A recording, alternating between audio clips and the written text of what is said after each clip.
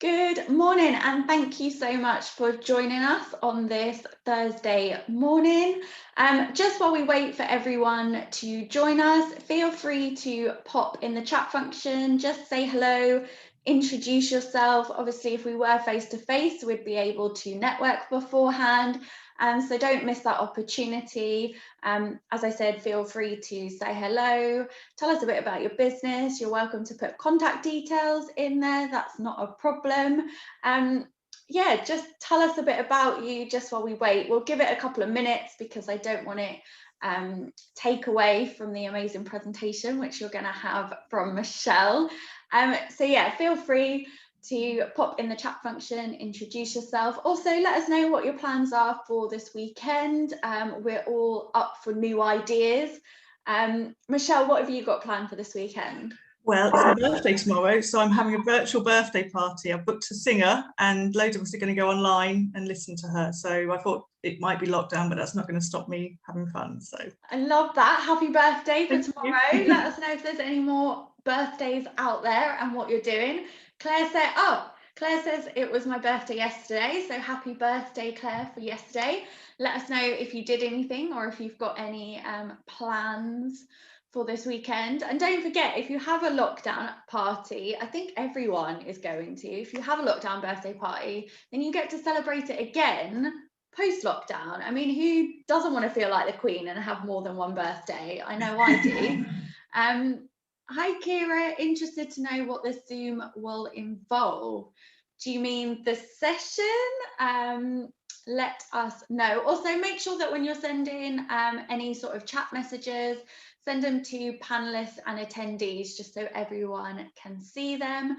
Claire said she had a giant chocolate and caramel cake. Yes, it was delicious. I love that. I don't know if anyone's seen, but I saw this morning that M&S have brought out a new, you know, Colin the caterpillar cake. They've now brought out Connie the caterpillar cake for Mother's Day, which I think is amazing. So yeah, feel free to get yourself a Connie the cake, caterpillar cake as well. Morning, Denise. Bit chilly again today. Denise is operates an HR consultancy business. If you have any HR matters that you would like to discuss, then give her a call. Just make sure, Denise, that you send it to all panelists and attendees. If not, only the panelists can see it. So I think we'll get started. And then I'll chase people afterwards. So thank you so much for joining us on our next recovery programme event. This series has been designed to support businesses to restart, rebuild and renew. Unfortunately, this is our last event in the series, but watch the space, we might bring it back if there's lots of demand. So, overcoming barriers and building self-belief. The pandemic is the biggest external challenge that many of us have ever faced, but often the barriers we face are the ones of our own thinking. So often it is these which hold us back. But the last few months have shown us all just what we are capable of as we have innovatively and creatively responded to circumstances which none of us could ever have expected. Our potential is limitless. In the 60-minute virtual masterclass, Michelle Gant, director of the Engaging People company, will cover finding focus and identifying your goals and ambitions, finding ways to overcome our real and perceived barriers, techniques and tools to build self-belief, find courage and strive to achieve, and building resilient habits to thrive. At the end of this presentation, there'll be a live Q&A where Michelle will answer your questions. So please use the Q&A function when you have a question. Before I hand over to Michelle, just to let you know that we will be sharing a copy of the presentation following the event, and also a copy of the recording as and when it's available. You also would have seen that there's a screen labeled Kirsty Jonas. She's just shadowing me on this event so she can help host Norfolk Chambers of Commerce events in the future. So that's why she's there. So Michelle, over to you. Thank you so much, Kayleen. Thank you, everybody, for joining us today. I'm really pleased that so many of you have come along today. So what I'm going to do is I'm going to be sharing some tips and techniques and ideas with you all today around the themes of finding focus, building self-belief, and building resilience. And I think these things matter at any time, but even more so than now. So what's really important is I'm going to share lots of ideas with you, lots of tips and techniques, but it is all about taking away the stuff that works for you, because we all have different ideas, things that work for us. There's no kind of hard and fast rule, but I just want to share with you some of these things, tips and techniques.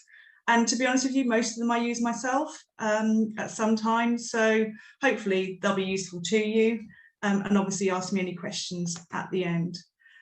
So the starting point for today, and to be honest, for any presentation, any workshop I do, is it's okay, because it really is okay. You know, we have such high expectations of ourselves. We're so hard on ourselves.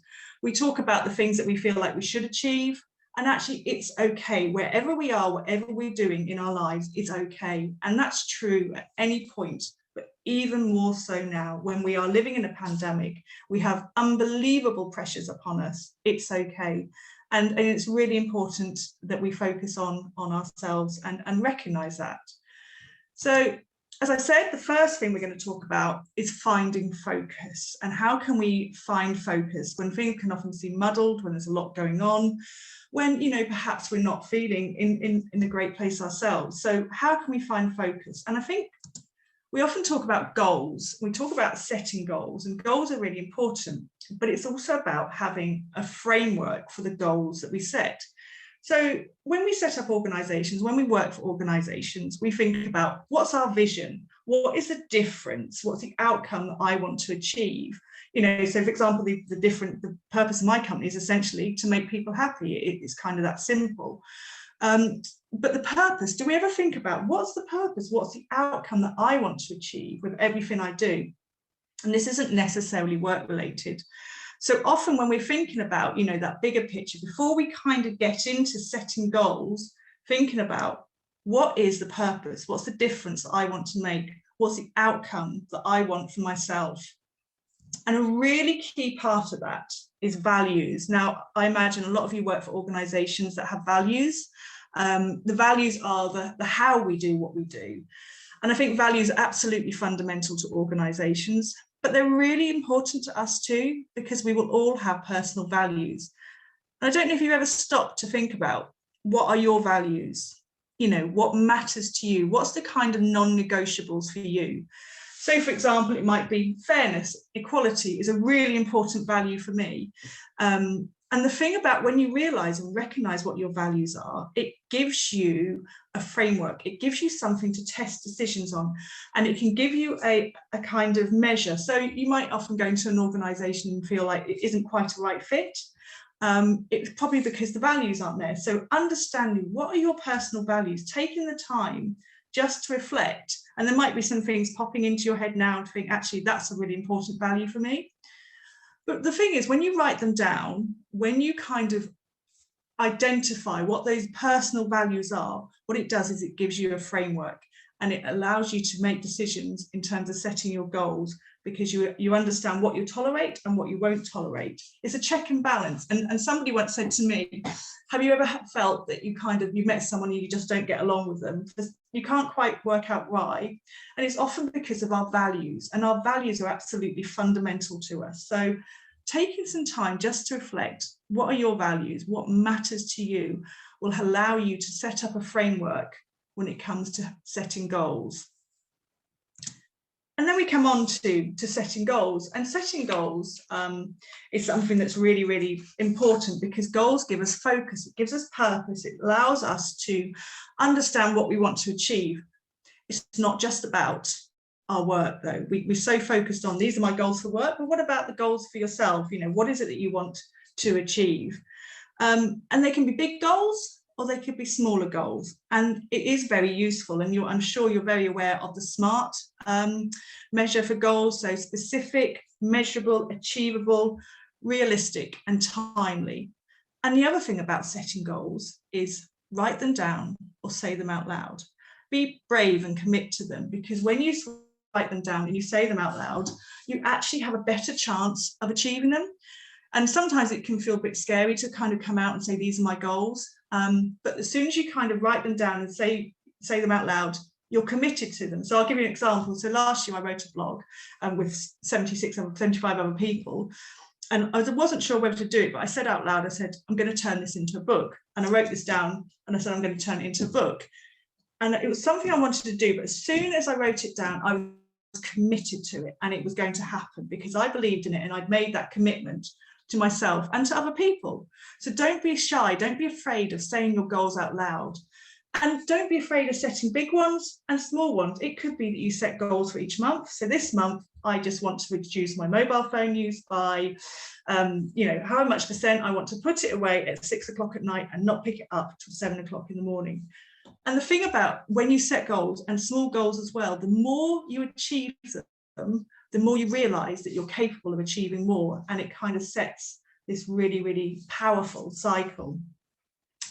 There's a question that I always use, particularly in coaching, because one of the things that happens with us when we're thinking about the things that we want to do, the goals we want to achieve, what we want to do with our lives, we think often about what other people might think. We think about what people might expect of us, and we think about how we might be perceived. Have you ever thought, have you ever had a thought pop into your head, how will people think if I do that? I have, and I know that often that's what can hold us back, our perception of how we might be perceived. What will people think? What will people expect of me? So this is a really powerful question, and I come back to this a lot of the time. What would you do if you were unconcerned with what others think? What would you do with your life if you weren't concerned with what people think? Because so often that is a barrier to us. And actually, when we take away that perception, when we take away that barrier of how we feel we might be perceived, it kind of sets us free, because we start to realize, actually, people might expect my goal to be this, but my goal is actually, I want to retrain as a chef, because it allows us to be empowered to focus on what we really want to do. So for me, a useful question, particularly when I'm stuck, is to come back to this. What would I do if I was unconcerned with what others think? And it allows you to kind of find what really, really, really matters to you. So if any of you are coaches, or if any of you experience coaching, you may well know this model. And I'm going to, Kayleen will share these slides with you afterwards. It's a model we use in coaching called GROW. And essentially, this is how you kind of move from a goal into action, because it's all very well having a goal on the paper, but actually, how do you make it happen? And sometimes, it can seem really difficult to do that. So being really clear, you take your goal. What is the goal? And the goal might be, I want to buy a new house. Okay, so that's my goal. I want to buy a new house within a year, and I want it to be in this area. What's the reality? Well, the current reality is I don't have enough deposit, I can't get a mortgage, and it's just not feasible at the moment. So what are your options? And this is the bit where you're really creative. So you might say, well, I can see a mortgage advisor, I could get a loan for the bank, but you could also say, I could buy a lottery ticket. You can be really creative and have lots of fun in that area. And actually, that options area is something that you can do with other people, because that's about generating ideas, all the different ways to get you to your goal.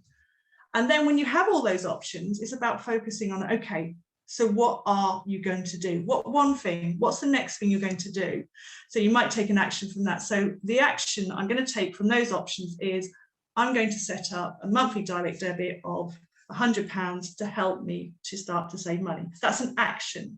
And what we do is, when we start to take an action, we start to feel more positive, we start to believe in our ability, and we start to see progress. And it's really important, as we kind of go through this process of moving from our goal to achieving it, to recognize all those steps on the way, and to recognize the successes and the things that we are doing to make it happen. So, that's a really quick run through, but that is a really useful tool to take those goals that you've got, whether they're big goals or they're small goals, and to make them happen.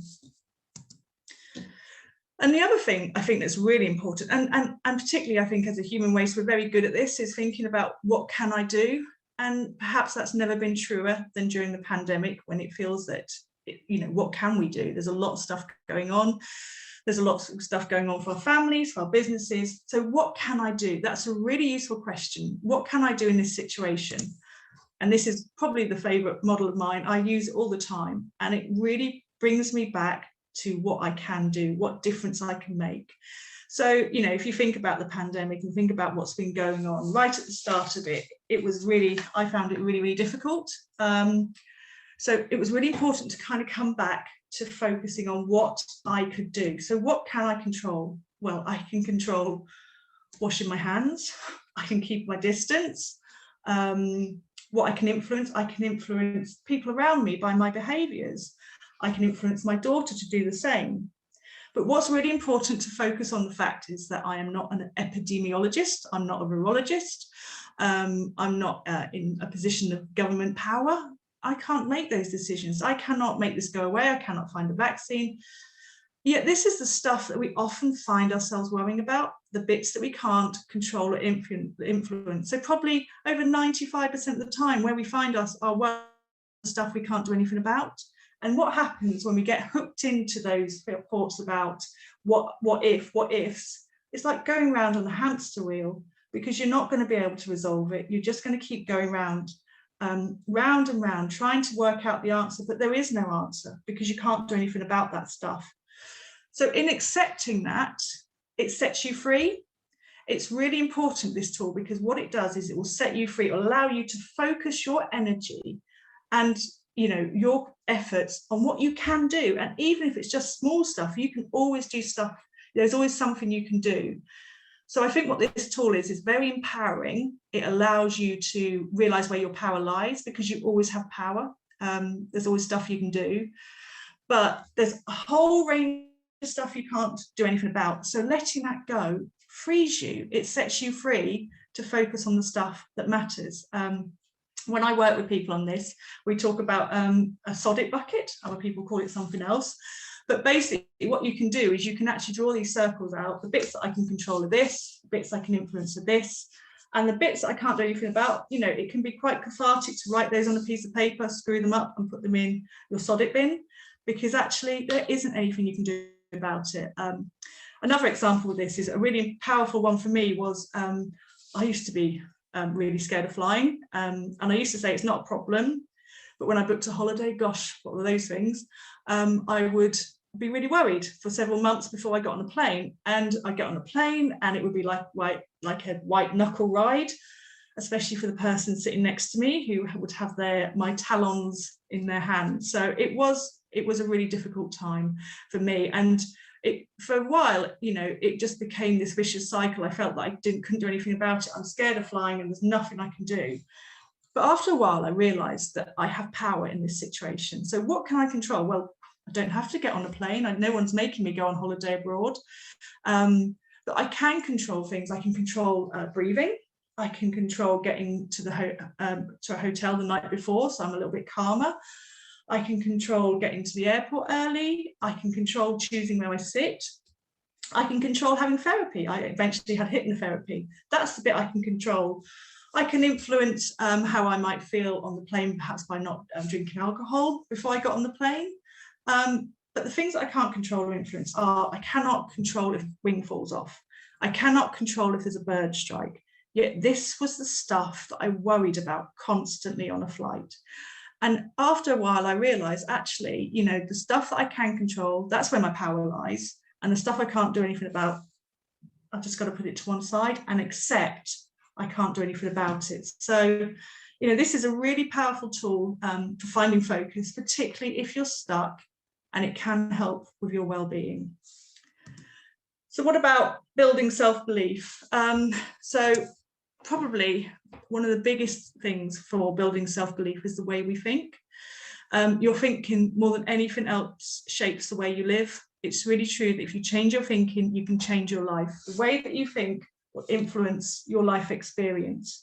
So whether you think you can or you can't, you're right. It's all about those thoughts that we have. But of course, like everyone, we have thinking errors. I don't know if you've ever thought this, but have you ever thought, I don't think I can do this. I don't think I'm good enough. We all have thoughts like those. The problem with those kinds of thoughts, though, is if we don't challenge them, they become beliefs about ourselves. And when they become beliefs about ourselves, they hold us back. So it's really important when we find ourselves falling into those kind of thinking error traps, when we start to find ourselves thinking those thoughts like, I can't do this, I'm just not good enough, rather than kind of continuing and hooking in and repeating that cycle, which is quite easy, and actually it's quite tempting, you know, to kind of get drawn into that cycle of thinking, and then this else, and then else, what else is bad about me, to say, stop, hang on a minute, where is my evidence? And a few years ago, I was asked to present at a conference, and there's going to be 100 people there, and I remember thinking, I think they've made a mistake, I don't think they mean me. And I stopped and I thought, hang on a minute, where is my evidence to say that? Where is my evidence to say I can't do this? I can do this. I know my stuff. I know what I'm going to be talking about. I can prepare. I can do my breathing, and I can do this. So it's really important when you find those thinking errors pop up to challenge them. And key really is to that is to be aware of what's going on, you know, because otherwise what will happen is those thoughts, those pesky thinking errors will take grip and they'll become beliefs about yourselves. And when they become beliefs about yourself, they'll hold you back. So you can challenge them, be aware of them. And if it helps, write them down and then challenge them, because you have evidence that those thinking errors are not correct. The other things that we do is we tend to generalize. So for example, you might get up and everything's going fine, but you go out to the car and it won't start. And so you say, it's a terrible day.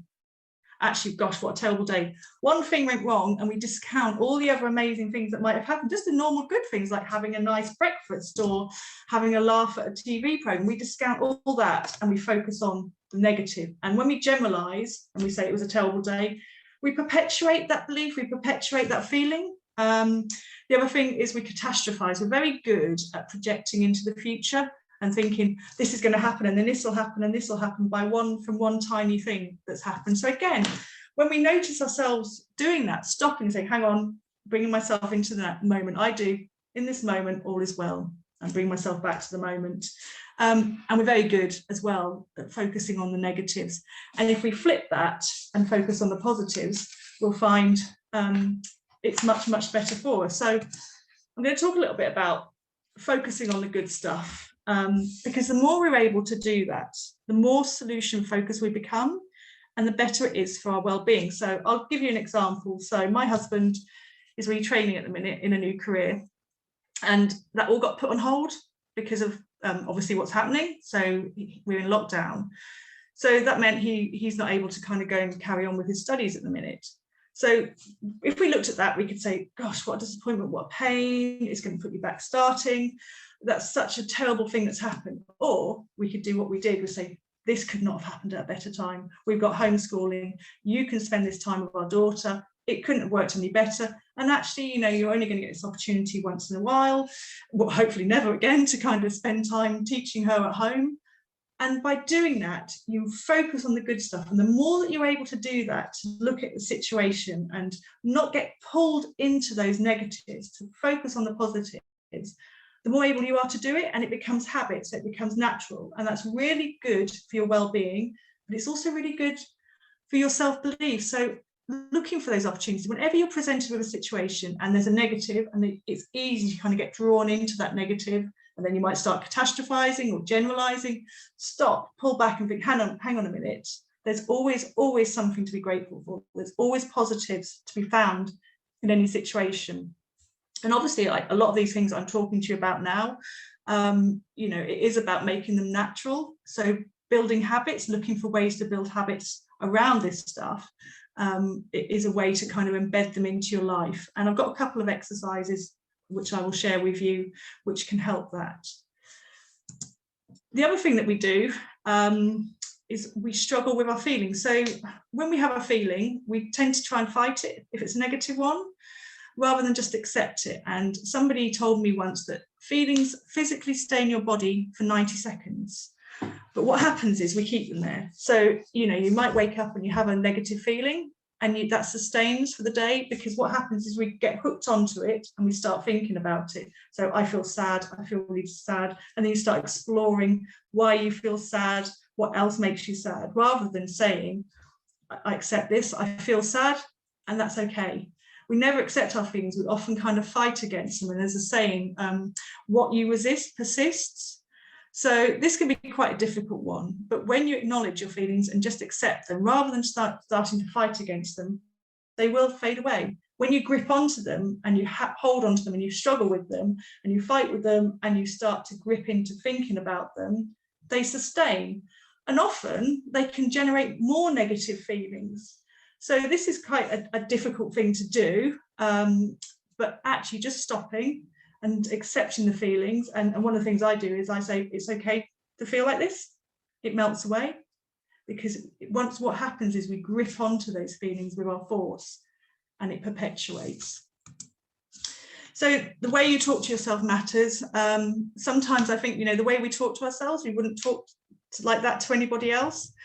And actually, again, challenging that and listen to what you're saying to yourself. So when I said about the things like, you're not good enough, you could be better, write them down and challenge them. It's really important that we talk to ourselves positively. We are kind of worse supporters sometimes. We're so negative to ourselves, whereas we should be saying all these great things about ourselves. So listen to yourself. A lot of this is about being aware about what you're doing and what you're saying. Which brings me on to expectations. We have such big expectations for ourselves. We put such pressure on ourselves. I always call should a weasel word, because it's one where we say, I should really give up chocolate. I should really, get up earlier and go for a run. And actually, we're just setting ourselves up. We're setting ourselves up with expectations. We're putting pressure on ourselves. And then what we're doing when we don't achieve these things we think we should do, which often is the things we don't really want to do, we then feel guilty. I should go for a run. I didn't go for a run, so now I feel guilty as well. So be really mindful about how you use that and how you kind of use that should with yourself. We're so hard on ourselves, and actually it's okay, as I said at the start, just to be us and not be so heavy on the expectations that we place on ourselves. Another thing, and probably one of the biggest things that diminishes our self-belief, is comparison. So we might think, wow, I'm really pleased, I've had a great day. And then we'll go on social media and someone else has had a better day and someone else is doing better than us. And that diminishes us. Well, my success pales into insignificance now because they're doing so much better. But it's the thief for joy, and it's absolutely true. And it's also impacts on our self-belief, because we don't believe in our own abilities, our own achievements, when we look around and think everyone else is doing better than me.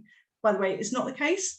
And I think being really mindful of that fact that, your life is your life, your achievements are your achievements, and celebrating those. And some people I kind of work with, we talk about social media, and I think social media can be a really powerful tool for good, particularly at this time when we all have to stay apart, but it can also really damage people's self-esteem if it's not used safely. So you look on social media, it's a snapshot, a millisecond of someone's life, but it's not reality. So I've got a photo, a really nice photo from a couple of years ago of me, my husband and my daughter in Milan. We're standing in front of the cathedral, big smiles. You don't see all the kind of arguments trying to get on the metro, all the chasing after her when she decided to do a runner at 2 years old. You don't see any of that. You just see one moment. And that's what social media is. So I think in terms of when you're managing how you compare to yourself to others, being mindful of social media and how you use it, but also it is about celebrating your own successes. We've got to get really, really good at celebrating our own successes. And I'm going to talk a little bit more about that shortly. But I want to share this really, really lovely video with you. And this is Jessica, and she does her daily affirmations. And I'm just going to share with you because it's so sweet.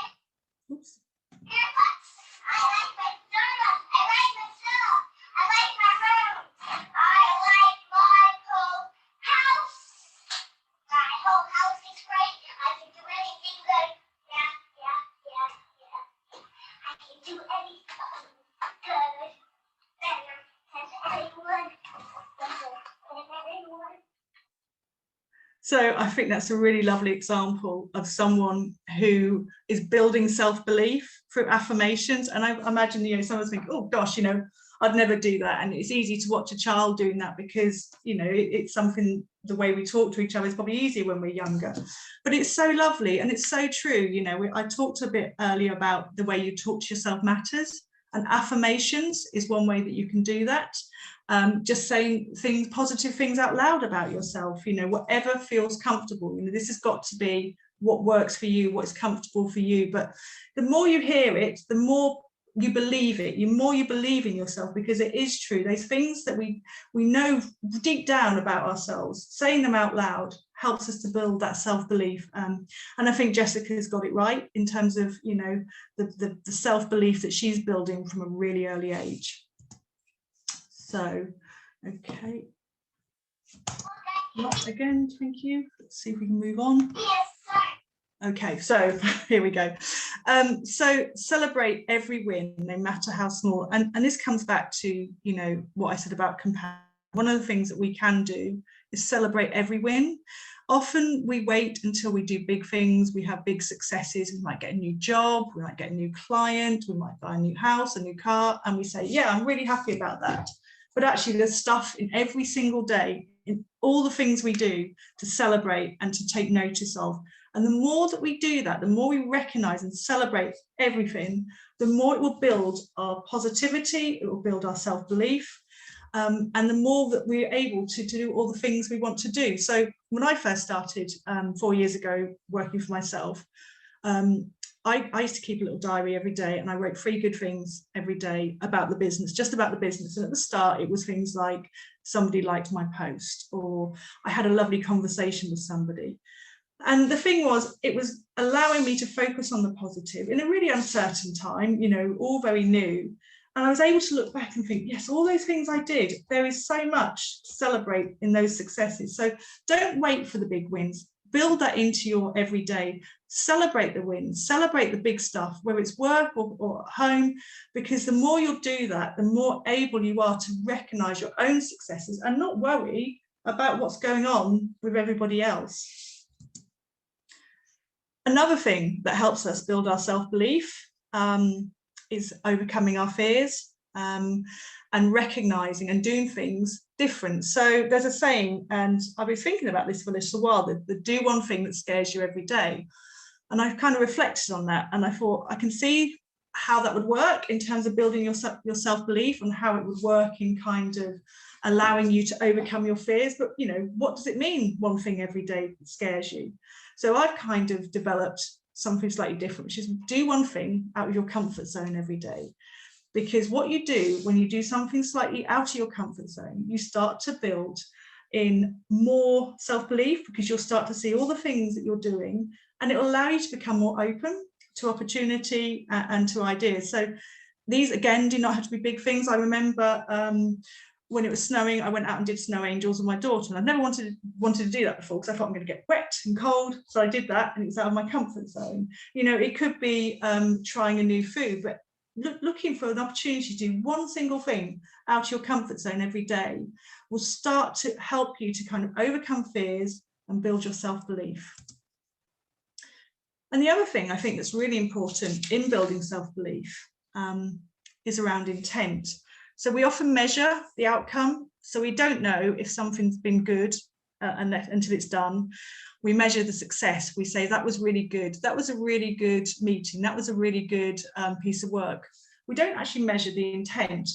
And I think the important thing is about recognizing our intent right at the start. So every single day, I think my intention was the best. I went in with the best of intentions in everything I did, you know, and I'm going to measure that, and that's enough.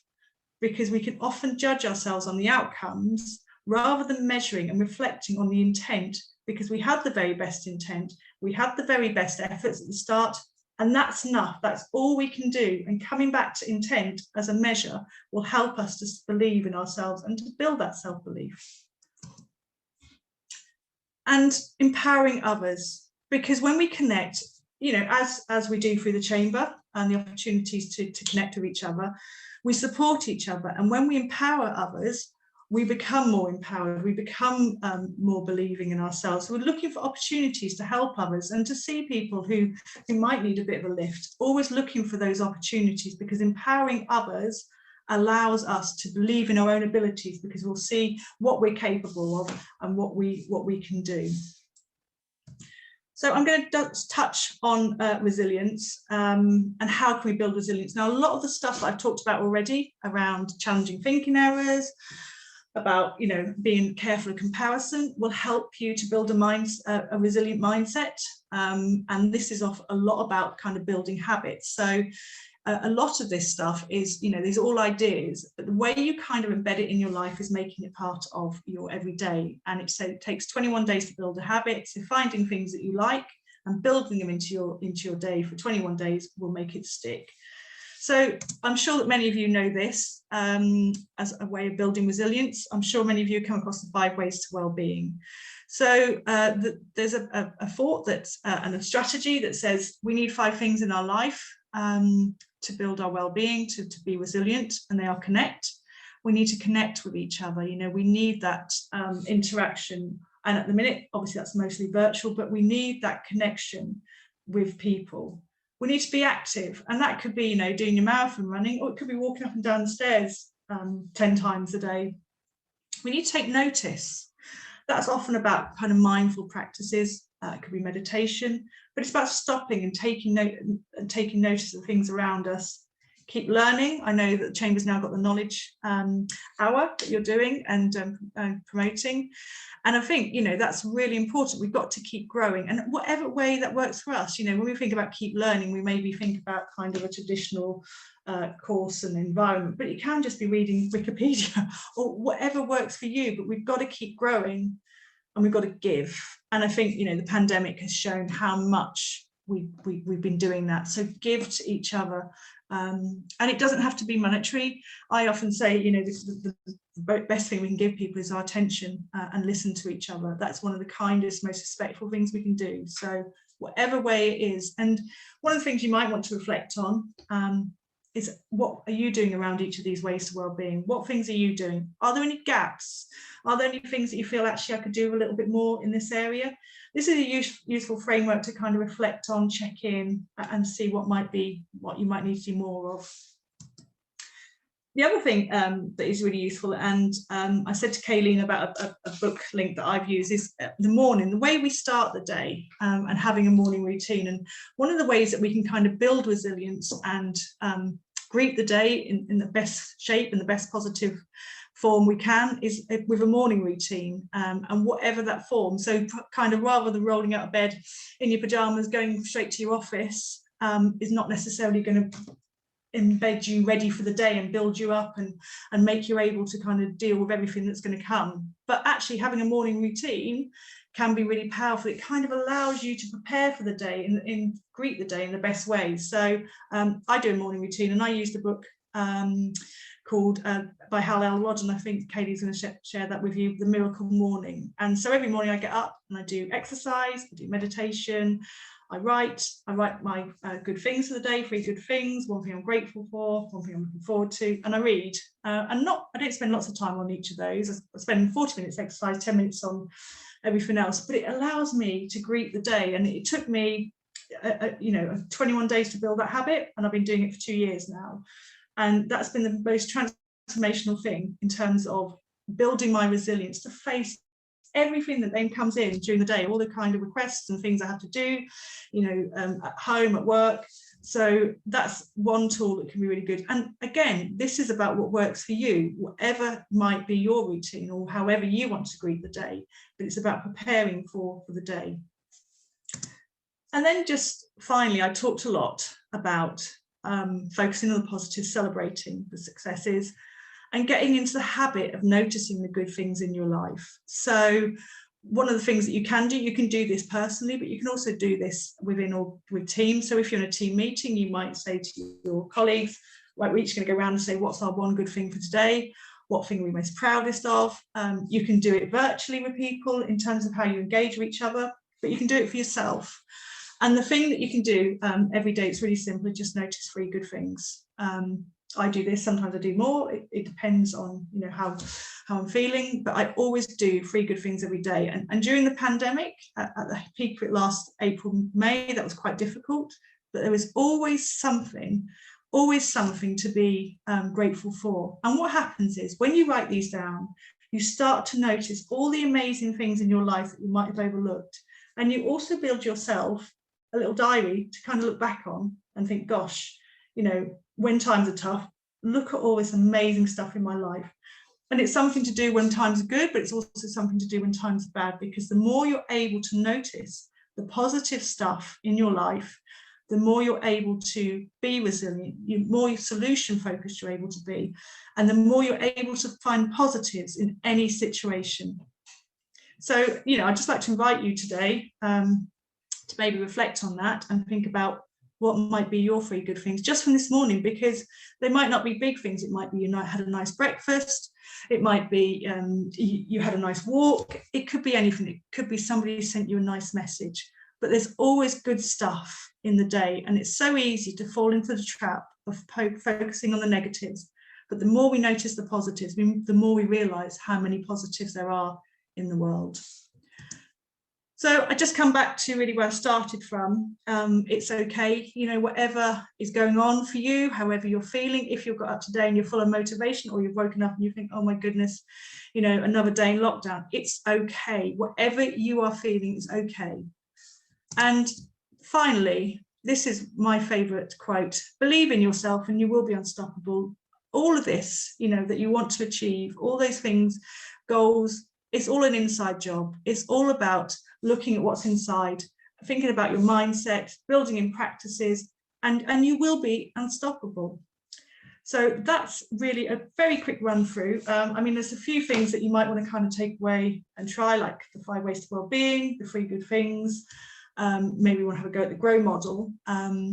But yeah, I mean, that's it for me. So if anybody's got any questions, I'm very happy to answer those.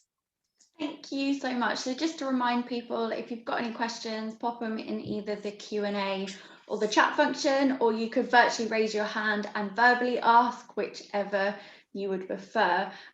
So we did get one question come in from Claire saying, can you give an example of a value, please? Okay, so one of my values is fairness. So what really matters to me, that whatever I do is fair. So if I'm kind of working for an organisation, for example, if I was working for an organisation where that wasn't a value, where perhaps it was focused on, I don't know, increasing the wealth of a certain group, for example, that wouldn't fit with me. So a fairness is one. Another one might be kindness. That is one of my values. It's also one of my organisation values. So kindness, you know, being kind to others, being kind to myself as well, because it's not just about that kindness we give to others. So it's anything that you think that's an absolutely non-negotiable for me. You know, I believe for me that's really important, that people are honest, or themselves, you know, anything that's of non-negotiable, and you will feel it in your gut. You'll know that that's the value, because often you'll find that those unspoken values are what frame your kind of decision making, and it allows you a good check and balance, because if you know your values, you'll think, this isn't right for me because it doesn't fit with my values, and it allows you to make decisions in that way. Perfect, thank you. We'll wait and see if any other questions are going to come in. But while we wait, did you want to tell people about your workshop that you're running next week? Oh yes, so on Monday I'm running with a lovely lady called Gemma Brown. She's another coach, and we're running a workshop for International Women's Day. And it's very small, there's only 20 places. Essentially, it's a kind of coaching workshop, and it's all about empowering self-belief, overcoming barriers. And we've got 20 places, and the tickets are £5 plus booking fee, and all the sales are going to Women's Aid. And it's just something we're very passionate about, but it will be a kind of coaching workshop going forward. Thank you. So I've popped a link in the chat to the workshop. I've also popped a link to the survey. It only takes a couple of minutes just so we can get feedback. I know that Caroline has asked if there will be a copy of the recording. Yes, we will share a copy of the recording as and when it's available. I'm just seeing what Denise has said. She says, thank you so much. I found this really useful and great tips that I will make use of. Perfect. Well, if there aren't any more questions, then I guess we'll finish early and give you 15 minutes back so you can go away and write your 5 ways to well-being, or what was it, your top 3 good things that you've done today. So yeah, it's just to say thank you so much. Michelle, I think you did the perfect ending for our recovery program. So yeah, I'll be sharing a copy of the presentation later on today. And yeah, thank you. Enjoy your day. Have a lovely weekend. Michelle, have a fantastic birthday tomorrow. Having a see you sounds incredible via virtual. So yeah, have fun. And yeah, hopefully we'll see you face to face. We have got some face-to-face networking events on our website, so feel free to book on those. If not, hopefully we'll see you on one of our virtual ones. I'm just seeing if you could send the link out with the video. Yep. So sorry, I'm just trying to multitask while reading the chat. So yes, I will send a copy of any of the links that we've included in the chat function as well. So that will be to the workshop, to the book that Michelle spoke about, and other pieces. I think I've covered everything in the chat, but if I haven't, I'll put it in the post-event email so nothing's missed. I think a question has just come in. So Lee says, thanks for the help and advice. What is the best way to become confident when speaking to strangers in organisations when cold calling? Well, that's a really interesting one. So I think a lot of the tips that we talked about, so what are your thinking areas? So obviously, you know, to become confident, there'll be some thinking areas that you have about doing that, making cold calls. So maybe writing those down, becoming aware of what those thinking areas are. It might be when I get through, they might not want to speak to me. So actually challenging some of these and using your evidence. Practicing as well, you know, practicing some of this stuff. So practicing with family or friends, or just practicing yourself, and building these affirmations, you know, about it. Being, I am going to have a really good call. Focusing as well on your intent, you know, because you cannot always control the outcome. But what you could do is you can go in with the best of intent and know, I am going to make this call the best of intent. I am prepared. I know what I'm talking about. And that's the bit I can control and influence. Again, coming back to your control and influence, I can control this. You can influence how the person might respond who you're speaking to, but you can't control or influence anything else. So focus on the bits that you can do, practice, and challenge those thinking errors, because there'll be thinking errors that pop into your head, like you can't do this, or when this happens, you'll be, you know, nobody will want to speak to you. Challenge them and say, where's the evidence for that? Because you can do it. And if you've got the best of intent, then there's no reason why you can't have the best outcome too. Perfect. Thank you so much. So I think that's everything. I've caught up on the chat. So yeah, I will also share a link to the book that Michelle wrote as well. Hang on, another question. Oh no, Lee says great. Thank you so much. I don't like to feel like I've missed anyone. So yeah. Thank you again for joining us, and yeah, hopefully we'll either see you face to face or on another one of our virtual events in the near future. So yeah, enjoy your day, have a lovely weekend, happy birthday to everyone coming up, and yeah, hopefully we'll see you all soon. Bye. Thank you.